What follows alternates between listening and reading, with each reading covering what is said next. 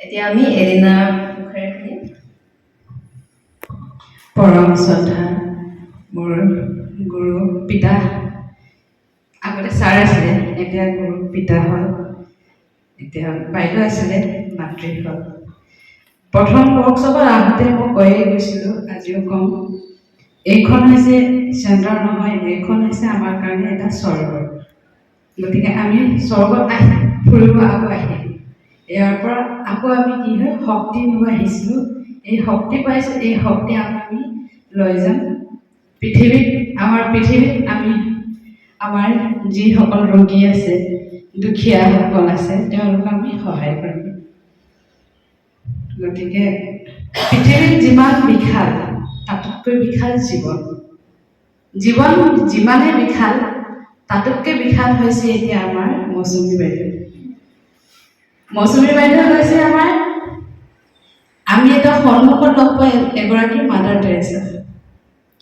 বাইদেৱে ইমান ধুনীয়া ঠাই এখন আমাৰ কাৰণে দিছে, আমিও ৰোগী আছিলোঁ। গতিকে আমাৰ যিটো আমাৰ ৰোগ হৈছিলে, তাৰ পৰা আমি পৰিত্ৰাণ পালোঁ। পৰিত্ৰাণ পাই আমি এতিয়া সুস্থ, আৰু সুস্থ হ'ব লাগিব। গতিকে ইয়াত ছাৰ বাইদেউ আমাৰ যিটো পিতা আৰু মা আছে, গতিকে সেয়া আপোনাৰ কাৰণে দেখি থকা আপোনাৰ পবিত্ৰ ভাই বা বাইদেউ হয়, কিন্তু তেওঁলোকে এজন ঈশ্বৰ হয়, পৰাত্মা হয়। ঈশ্বৰ হ'লে ভুল হয়। ঈশ্বৰ হৈছে আমি যিবোৰ আমি অনুভৱ কৰিব পাৰোঁ, দেখি থাকোঁ মূৰ্তি, সেইবোৰ হৈছে ঈশ্বৰ। গতিকে যাৰ আকাৰ নাই, নিৰাকাৰ, তেওঁ হৈছে পৰাত্মা। গতিকে বাইদেউ আৰু ছাৰৰ মহত্বত এইবোৰ লুকাই আছে। তেওঁলোকে মনুষ্যৰ ৰূপ লৈহে ইয়াত আছে। সেইটো মই মোৰ মনৰ ফালৰ পৰা মই সেইখিনি বহুতখিনি পাইছোঁ আৰু অনুতপ্তও হৈছোঁ। মই যেতিয়া ইয়ালৈকে আহিছোঁ, তেতিয়া ঘৰৰ পৰা মই বহুত প্ৰব্লেম লৈ আহিছিলোঁ, কিন্তু ইয়াত ভৰি দিয়াৰ লগে লগে মই সেই প্ৰব্লেমবোৰ চব পাহৰি থাকিলোঁ, যে মই কি প্ৰব্লেমত আহিছিলোঁ।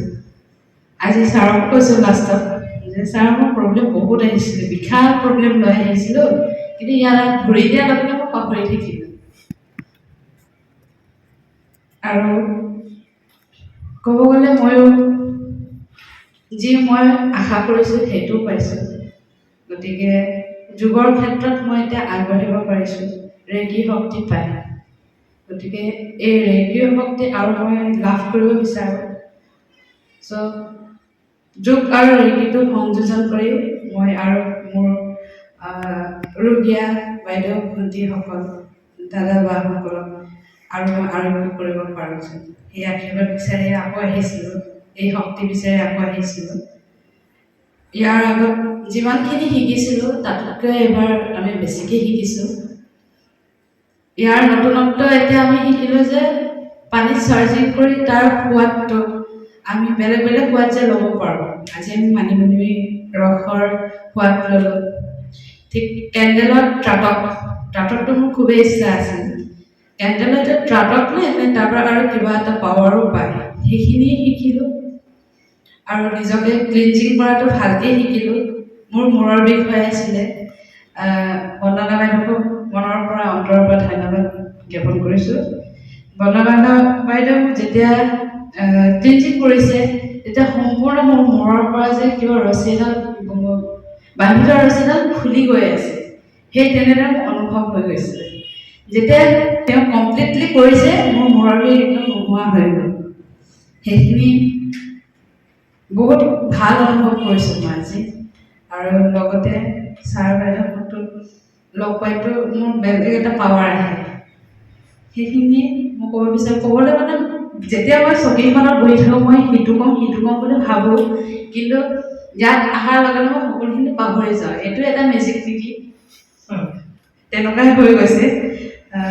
ঠিক আছে, সকলোৱে আৰোগ্য হওক, সকলোৱে আৰু পাষ্ট লাইফটো মই খুবেই চাব বিচাৰি আছিলোঁ, আগৰ পৰা জানিব খুজিছিলোঁ। মোৰ একচুৱেলি পাষ্ট লাইফটো কি আছে, সেইখিনিও পালোঁ। যে মই ঋষি মুনিৰ জীয়েক আছিলোঁ, আৰু তাৰ পৰা যে মই তাৰ আগত মই এগৰাকী পৰি আছিলোঁ, এঞ্জেল আছিলোঁ। এঞ্জেলৰ আগত যে মই এই শূন্য অৱস্থাত পৰাত্মাৰ লগত আছিলোঁ সহায়িকাৰী হিচাপে। তাৰ পৰা আহি যে এতিয়া মোৰ দুটা জন্ম লৈ এতিয়া ৩ নম্বৰ জন্মটোত যে মই মোৰ মা দেউতাৰ গৰ্ভত জন্ম দিছোঁ, পৃথিৱীত লৈ উঠিছোঁ, সেইটো মই অনুভৱ পাইছোঁ। আৰু ফিউচাৰটো কি হ'ব সেইটো অলপ গম পাইছোঁ। কিন্তু যদিহে মই ভবাটো হয় তেন্তে মই ইয়াতকৈ আৰু ভাল পুৰস্কাৰ আৰু জীৱনত মোৰ একো নালাগে। সেইটো মোৰ বহুত ডাঙৰ পুৰস্কাৰ। তাকে কৈ মোৰ চমুকৈ সামৰণি মাৰিলোঁ। সকলোৰে ধন্যবাদ।